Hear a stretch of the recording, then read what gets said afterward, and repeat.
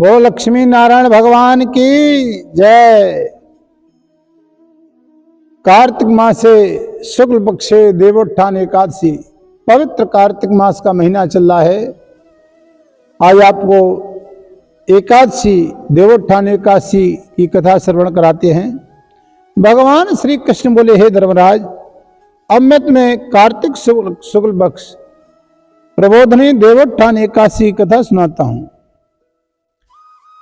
ब्रह्मा जी ने नारद जी से कहा कि राजन, ये एकादशी सभी पापों को दूर करने वाली है, पुण्य को देने वाली है, मोक्ष को देने वाली है। इसका नाम देवोत्थान एकादशी है। भगवान विष्णु 4 महीने सहन करने के पश्चात जागते हैं, इसलिए इसको देवोत्थान एकादशी कहते हैं।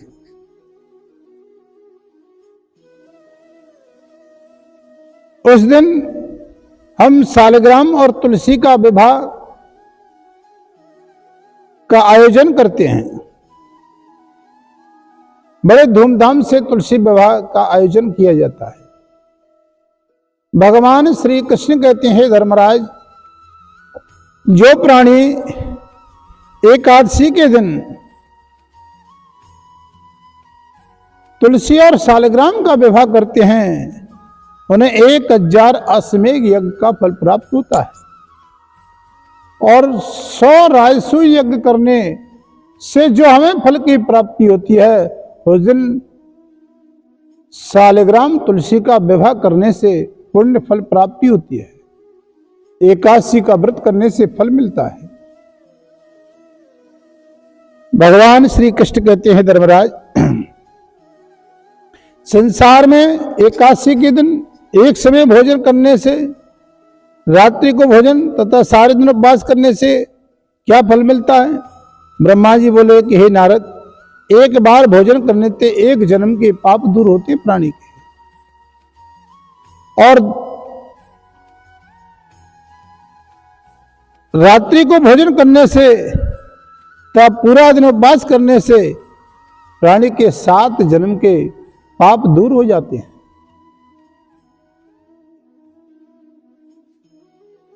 जो वस्तु तीनों लोकों में न मिल सके, वह एकादशी व्रत करने से हमें प्राप्त होती है।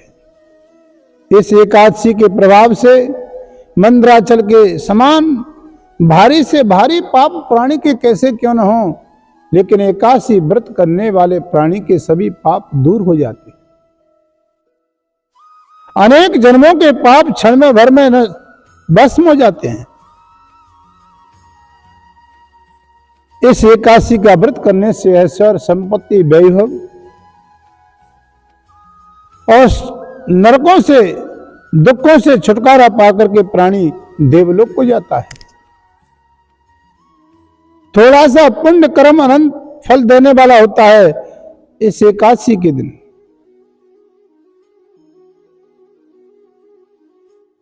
परंतु विधि रहित व्रत चाहे अधिक किया जाए, उसका भी फल कुछ नहीं मिलता। संध्यान करने वाले नास्तिक, वेद निंदक, कर्म शास्त्र दूसरे कर्म करने वाले, मूर्ख पाप कर्मों में सदैव लगे रहने वाले मनुष्यों के शरीर में धर्म नहीं रहता है। हे राजन, अपने कुल सहित नष्ट हो जाते हैं और स्त्रीगामी के समान पूर्व जन्म के सहित सब अच्छे कर्म नष्ट हो जाते हैं। जो गुरु ब्राह्मण से अहंकार युक्त बात करता है, उस प्राणी का पुण्य शीघ्र ही नष्ट हो जाता है। उसके धन संतान नहीं होती है। भ्रष्टाचार करने वाला, चांडाली से भोग करने वाला, दुष्ट की सेवा करने वाला, जो नीच मनुष्य की सेवा करते हैं, संगति करते हैं, वे भी एकादशी व्रत करने से उनके पाप दूर हो जाते हैं। उनके 100 जन्मों के पाप नष्ट हो जाते हैं। एकादशी के दिन रात्रि को जागरण करने से 10,000 पीढ़ी स्वर्ग में वास करती है और विष्णु लोक को जाते हैं। जो फल समस्त तीर्थों में स्नान करने से मिलता है और स्वर्ण भूमि दान करने से मिलता है, वह फल हमें एकादशी, देवोत्थान एकादशी का व्रत करने से मिलता है। संसार में उसी मनुष्य का जीवन सफल है जो हरि प्रबोधिनी देवोत्थान एकादशी का व्रत करते हैं। भगवान श्री विष्णु कहते हैं विष्णु पुराण में और पद्म पुराण में कि हे राजन, इस संसार में जितने भी तीर्थ हैं, सबके स्नान करने से जो संसार में प्राणी को फल मिलता है,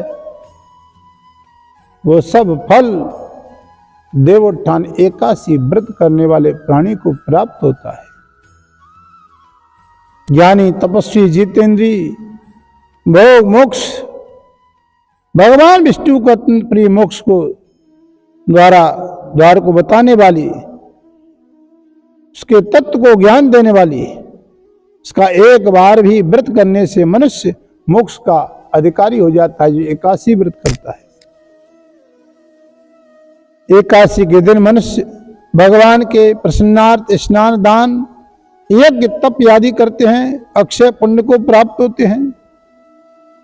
एकादशी के दिन व्रत करने से मनुष्य बाल, यौवन, युवावस्था में किए गए समस्त पाप नष्ट होते हैं।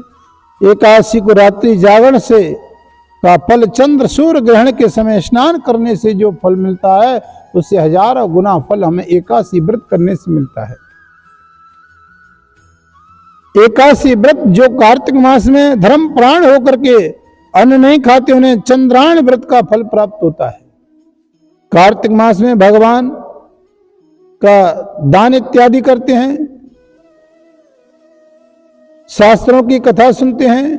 कार्तिक मास में जो भगवान विष्णु की कथा का आधा श्लोक या एक श्लोक सुनते हो या पढ़ते हैं, उन्हें 100 गौ के दान का फल मिलता है।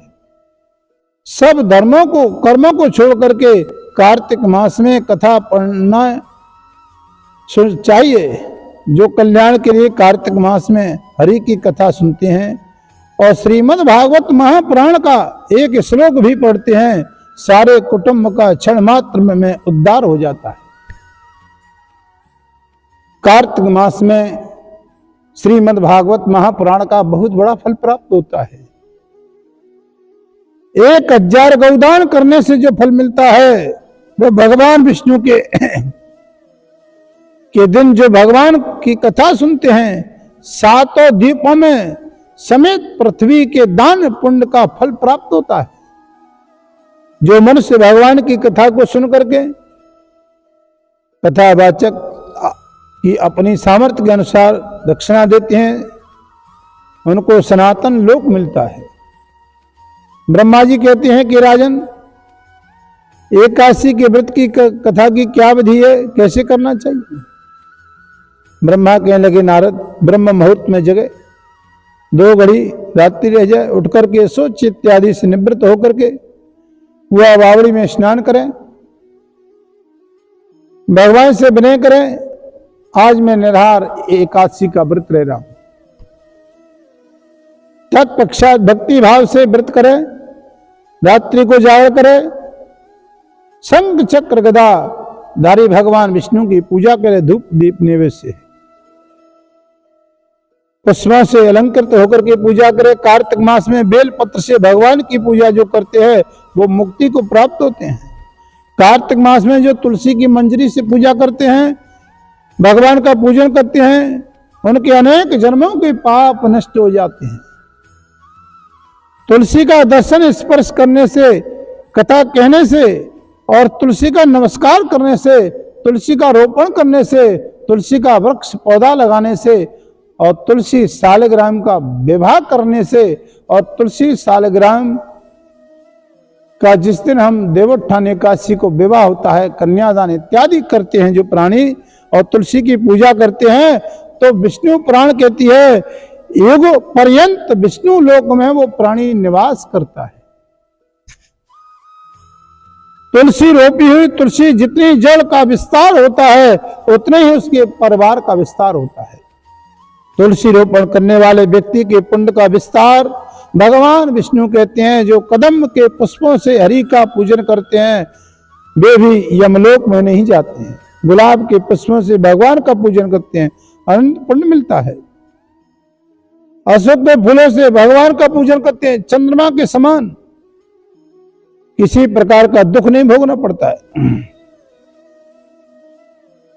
हे राजन, भगवान का जो पूजन करते हैं श्वेत द्वीप में स्थान मिलता है। इस प्रकार से रात्रि का भगवान का पूजन प्रातः काल उठकर के नदी पर जाए, स्नान इत्यादि से प्रातः काल करके घर पर आकर के विधि पूर्वक भगवान विष्णु की केशव की पूजा करें। तत्पश्चात गौ दक्षिणा दे करके ब्राह्मणों का पूजन करे, दक्षिणा दे। रात्रि को भोजन करने वाला मनुष्य ब्राह्मणों को भोजन कराए, स्वर्ण शहद बेल का दान करे। आंवले से स्नान करने वाले मनुष्य को दही शहद का दान करें। जो मनुष्य जो वस्तु त्यागे वो फल दान करें। तिल छोड़ने वाला धृत का दान करें और धृत छोड़ने वाला दूध का दान करे। अन्न छोड़ने वाला चावल का दान करे। और जो भूमि पर शयन का व्रत लेते हैं उनको सैया दान और तथा तुलसी सब सामग्री सहित दान देनी चाहिए। यानी चतुर्मास व्रत प्रारंभ होता है, पूर्ण होता है। मौन व्रत धारण करने वाला ब्राह्मण को मिष्ठान इत्यादि दान करे। बार रखने वाला तर्पण दान करे। मंदिर में दीपक जलाने वाले तथा नियम लेने वाले को व्रत की समाप्ति पर ताम्र तथा स्वर्ण के पत्र पर धृत और बत्ती रख करके विष्णु भगवान के मंदिर में दीपदान करें। इस प्रकार से ब्राह्मण को प्रणाम करके विदा करे, स्वयं भोजन करे। चैत्र मास में छोड़ा हुआ वस्तुओं की समाप्ति पर ग्रहण करे। जो बुद्धिमान इस प्रकार से विधि पूर्वक व्रत करते हैं उन्हें अनंत फल मिलता है। स्वर्ण को जाते हैं जो मनुष्य चतुर्मास में व्रत निर्वर्तना पूर्वक करते हैं, संसार में जन्म लेते हैं और अनंत फल को प्राप्त होते हैं। भगवान श्री कृष्ण कहते हैं, राजन, इस कथा को सुनने पढ़ने से प्राण विष्णु लोक को जाता है। इस दिन तुलसी और शालिग्राम का विवाह होता है, बड़ा ही पुण्य फल मिलता है। हमारे सनातन धर्म मंदिर में भी बड़े धूमधाम से तुलसी विवाह समारोह होगा। आप सभी भक्तगण हैं। एकादशी को विवाह और तुलसी का पूजन करने से हमें बहुत बड़ा पुण्य मिलता है। विष्णु पुराण और पद्म पुराण में वर्णन आता है। सनातन धर्म में जो कार्यक्रम है वो आपको बताते हैं कि 22 तारीख को लगन और मेहंदी का कार्यक्रम है, शाम को 4 बजे से और 7 बजे तक। और 23 तारीख को गुरुवार के दिन एकादशी पड़ रही है, देवोत्थान एकादशी। उस दिन तुलसी का विवाह समारोह होगा, शाम को 3 बजे से और 7 बजे तक। 24 तारीख को विदाई समारोह का कार्यक्रम है, वो भी बड़े धूमधाम से होगा। उसमें आप आइए, क्योंकि सुहाग के सामान की उस दिन तुलसी माता के सामने रख करके पूजा करते हैं। फिर आप भक्तों को भी, हम माताओं को भी वितरण करते हैं। तो आप विदाई समारोह में माता तुलसी का भी पूजन करें। द्वादशी के दिन आप शाम को 4 बजे से और 7 बजे तक 24 तारीख को शुक्रवार के दिन विदाई समारोह का आयोजन किया जाएगा। बोलो श्री लक्ष्मी नारायण भगवान की। आप श्री सनातन धर्म सह्याद्री मंडी में सभी भक्त लोग आए। तुलसी शालिग्राम का 23 तारीख को विवाह है। हमने पूरा कार्यक्रम आपको बताया।